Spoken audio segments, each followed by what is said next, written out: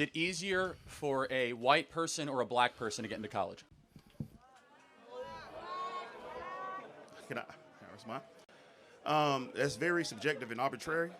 I would tell you, for me, going to college was difficult from just based on from what I came from in my background.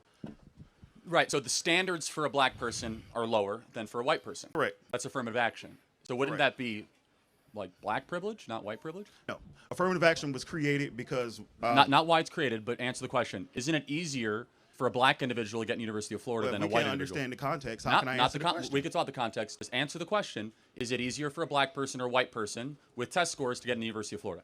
I'm not sure. Like I said, that's a subjective and arbitrary.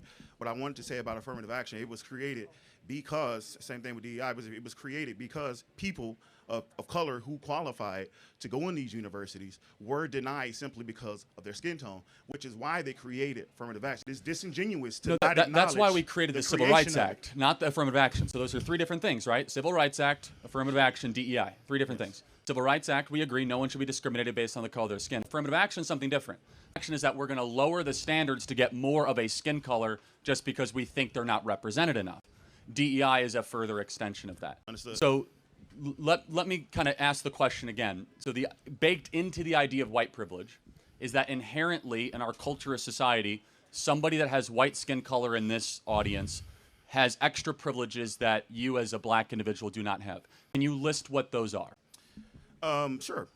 When FDR employed the New Deal to counteract the Great Depression, this came with resources that was allowed it to white people.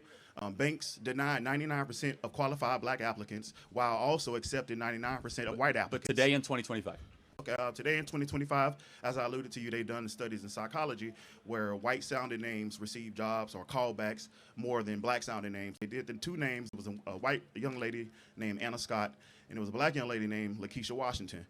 They both put in 80 job applications. Lakeisha Washington received 9 callbacks and received 75 callbacks out of 80. That's a good point. That study is debated, but let's pretend it's true.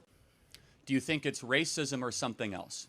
I think that answer is multifaceted. Because let me make the best. Sorry to interrupt you.